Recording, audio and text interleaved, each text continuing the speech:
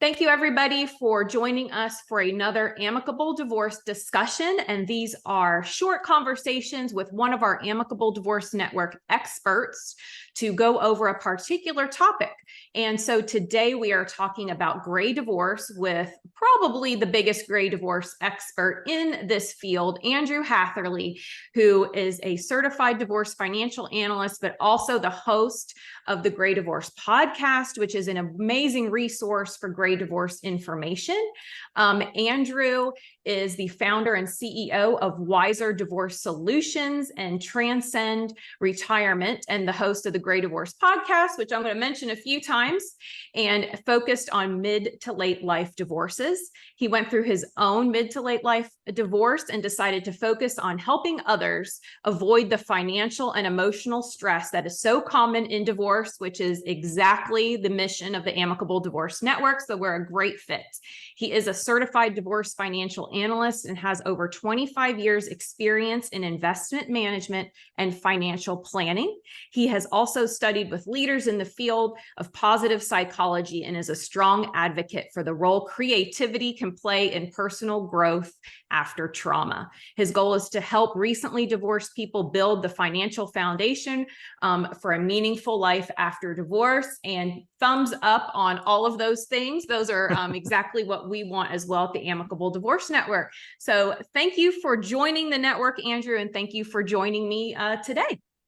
Very happy to be with you today, Tracy Ann. Very happy to be a member of the Amicable Divorce Network and look forward to chatting with you. Absolutely. So I touched on it a little bit in your intro, but why don't you tell everybody what led you to really focusing on gray divorce?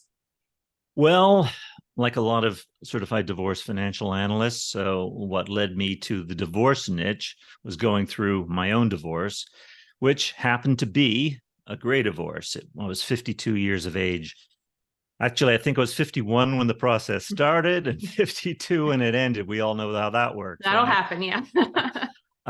So I didn't realize at the time that my personal gray divorce was part of a societal phenomenon that was happening. But of course, I found out later that, from 1990 to 2010, the rates of divorce for the gray, let's say over 50 population, was really the only cohort that was growing in terms of divorce. And whereas about less than 1 in 10 people divorcing in 1990 were over the age of 50. It was over 1 in 3 by 2010.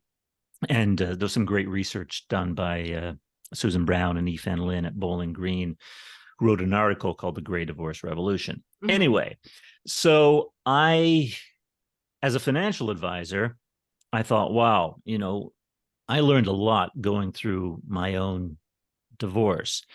And I've always been the sort of person who likes to share my experiences and what I've learned with other people. I've been kind of an educator in my blood.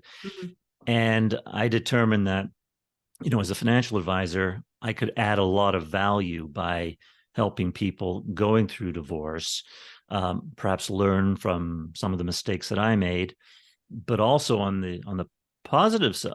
Well, another positive was also learn from some of the ways that I grew after my divorce, which was the pleasant surprise of it. Yeah. So I started, I got the CDFA designation, and then I started doing workshops in Las Vegas with an attorney and a marriage family therapist. And we still do those intermittently.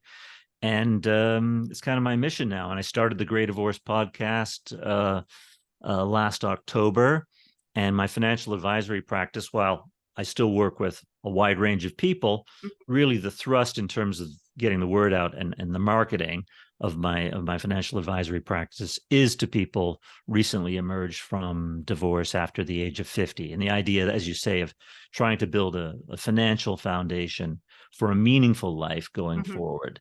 Yeah. And that's another aspect of what that incorporates the positive psychology. It's not just about money. Of course, as a financial advisor, so much of it is about money, but it's how can we use that money to build a meaningful and contented life rather than just a pot of cash. My experience has been that I have seen a real increase in the Amicable Divorce Network of gray divorce. I find that that population really gravitates to our out of court process because it's not setting their money on fire and they're looking at going towards retirement. I've also found that generally speaking, not all the time, I have one client who has not worked outside the home and isn't very knowledgeable about finances. And this might be the first time that they're having to make financial decisions, understand the difference in their investments, and manage that themselves. Is that what you're seeing as well? Very much so. And, that's a big part of many older late life divorces, is that one of the partners, typically a female, has been at home raising children and may have given up a career or put a career on hold to raise a family. And it's trickier for older people, both male and female, to re-enter the workforce. And there's still discrimination based on age. It doesn't get as much play, and but it's still an important thing. And and there's discrimination against women, and women tend not to earn as much in the workforce. So that's why the economic impact of gray divorce tends to be harder on women. It's hard on men too. No bones about it. Susan Brown and Ethan Lynn put out a report recently. I think it was like the female standard of living drops about 45% and the male about 21%. Wow. And of course, the net worth is split in half typically for each. So nobody comes out of divorce better off afterwards. Right. I often tell people it's really hard to now support two households exactly on what helped your one household, really thrive. So, and that's often, and you talked of the psychology of it, but that's often very hard for parties to understand because they have not ever had that life transition before. And now they're late in life and having to really wrap their brain around how different things are going to be. That's for sure. I have the same discussion with my clients and prospective clients, and I'll say right up front what you just said. We're splitting up a household with the same assets. There's no way that it's going to, at least at the outset, you're going to have the same standard of living. And of course, divorce is typically the largest financial transaction in our lives, and it's happening at a time when our emotions quite often are frayed, and we may be receiving bad advice from family members or friends, or even our soon-to-be ex, maybe, or Google. And so, of course, for the older population, the stakes are even higher because we don't have the time to recoup this setback. So we need to make sure we get it right, get the divorce right. And by getting it right, we don't want it to be confrontational. We want it to be fair. We need to be educated, and that's the key, is to be educated about the process.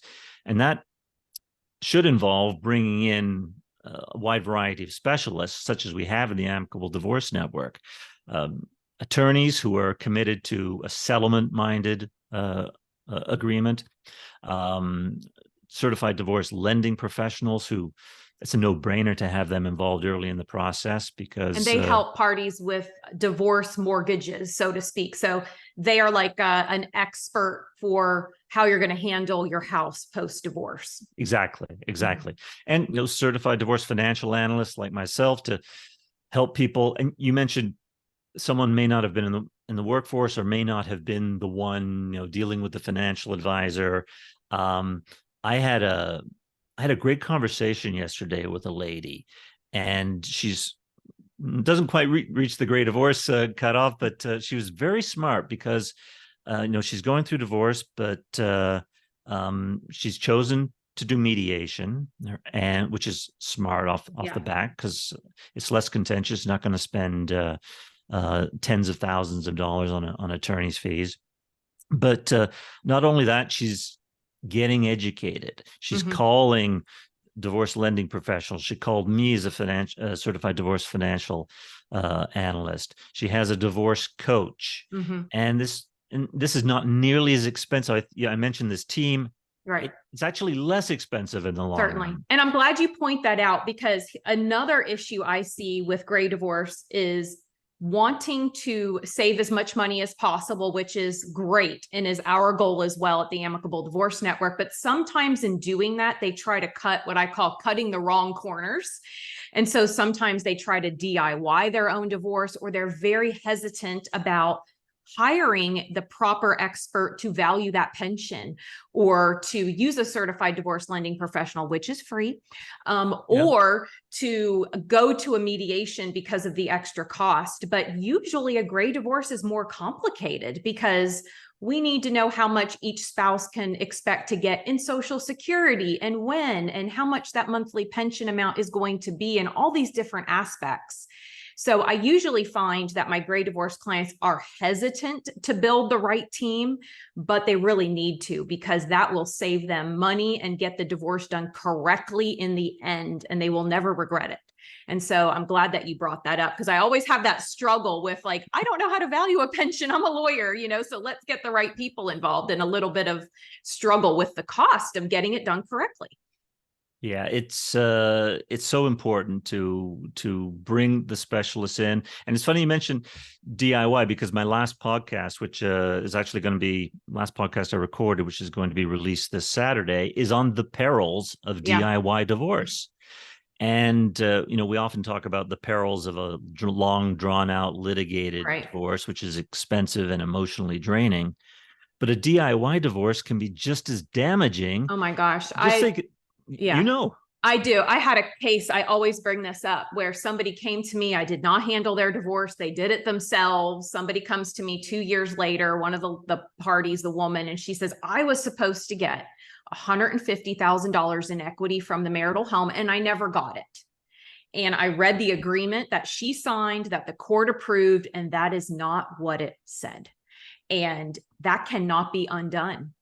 You can't go back and change that term and say, I didn't understand. And so, really complicated assets, a 401k is different than an IRA, a pension has all these different moving pieces. It's going to take just a little bit of effort with our professionals to get it done correctly, to preserve your future, to make sure it's done right. So the DIY, it's October when we're recording this, and we always do a little show on DIY nightmares around Halloween to talk about what we've seen in the past year alone on these sort of DIY cases. So I'm glad you brought that up too. So I'll have to look out for that. Yeah, I agree 100%. Yeah, it's such a problem. So always, take care with your assets, take care with your emotional health, treat it seriously, and listen to the recommendations of the professionals that are involved on who needs to be doing this and who needs to be doing the work. Again, I'm an attorney. I can't value a pension. I can't do Andrew's job. I certainly can't figure out what your mortgage options are. So, let us build, that low conflict team for you to get everything done correctly, and you'll feel so much better moving into your future. So, and it can be, I work with attorneys in Las Vegas, and I tell clients, it's actually less expensive, because if you want the attorney to do the financial work, they're going to be charging typically $450 an hour. My rate's less than that. Exactly. Every attorney's office has a conference room, and typically there's a box of tissues in the middle of the table. Don't pay an attorney $450 an hour to be your therapist. They're not equipped for it financially.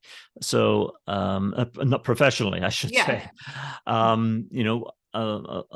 marriage and family therapist is so important, because they're going to ultimately put you in the right headspace to make important decisions going forward. Absolutely. And that's just so valuable. Yeah. And I'm glad you brought up the coach as well, because I think that can really be an important person to help anybody going through a gray divorce to understand the process, make decisions, navigate what's going on. And again, a coach is much cheaper than an attorney. And people just really need to use the right tool for the problem and listen to the experts when they say, I'm not the right tool. Let me direct you to this other person that can be on our team and really help you out. And again, all members of the Amicable Divorce Network are vetted for being resolution focused, experienced, and engaging in fair billing practices. So if we're recommending a particular member of the team, you're getting a good egg to put in your basket. Yeah, terrific. And I should mention also that with gray divorce particularly, um, estate planning can be a big issue. And it's a fact that, if somebody in the 70s, 80s getting divorced, there's a greater potential that they may actually pass away in the process or soon after the divorce. Mhm. And if those beneficiary designations aren't updated, Oh gosh, yeah. and with ERISA and federal plans, it's very important. You can't rely on state revocation statutes. Absolutely. You need to follow those plan documents. So there's some technicalities involved there that that you need to be aware of, and you're not going to know these things You're not gonna because know. Yeah. you know you need a professional to point you in the right direction and make sure things are done properly. Absolutely. So what would be any parting tip that you have for anybody that is listening to this and might be facing a gray divorce? What would be your number one piece of advice? I would say probably the number one piece of advice is, as I mentioned with that example of that lady, that prospect I spoke to recently, get educated about the process from professionals, or just surf the web to start. Find a divorce workshop in your area. Listen to past episodes of the Great Divorce podcast and other podcasts, your YouTube page. There's a plethora of information out there. And really, we need to take charge of our divorce process. We need to be the quarterback of our team. Now, obviously, we should probably defer to the legal advice of these people, but understand and be involved in the process. And one of the things that I said earlier, this is probably the largest financial transaction of your life. So you don't want to mess it up. And you particularly don't want to mess it up if you're approaching retirement in your 60s, late 50s, whatever, 70s, even 80s. This is one you really want to get right, because you don't have the time to recover from bad decisions. But I would leave on a positive note, and I always mention, when I start with get educated, I always like to say to the participants of the workshops that I do, or whenever I speak to somebody going through divorce, there is life after divorce. There's life after gray divorce. And when you're going through it, if it is, it's never going to be pleasant. But your imagination can run wild while you're going through the process. And partly because you're not educated. My ex told me I would be paying spousal support for the rest of my life. And for a moment, I believed it and was very anxious about it. But I didn't know, because I hadn't educated myself that in the state of Nevada and the length of our marriage, that was not going to happen. Yeah. So my mind could have been put at ease there, but my imagination went to the worst places. It's rarely, if ever, as bad as you think it's going to be. Yeah. And it's a tremendous opportunity once everything's signed, the decree's signed and filed, to push the reset button on your life going forward. And I find with gray divorcees, people in their 50s and 60s, I find them quite receptive to the idea that of rebuilding and personal development and growth. And I think this is for a few reasons. I think, first of all, the time factor. As the Morgan Freeman's character in Shawshank Redemption said, it's time to get busy living or get busy dying. And exactly. When you hit a milestone like 60, 65, thinking, if I'm going to do this, I need to do it now. Right. Quite often, this is a precipitating factor for the divorce, is that, am I going to do it with this person by my side for the next 20 years? But, older people typically have more financial resources to fund the meaningful life that they're looking for. And typically they've got, I'm not going to say necessarily wisdom, because age doesn't always bring wisdom, but it can bring perspective, and at a minimum, experience. So we know that, now's the time, and we have this opportunity. So I always like to say, there's life, and it can be a great life after divorce. But we've got work to do on the financials, and then we've got work to do on ourselves. Exactly.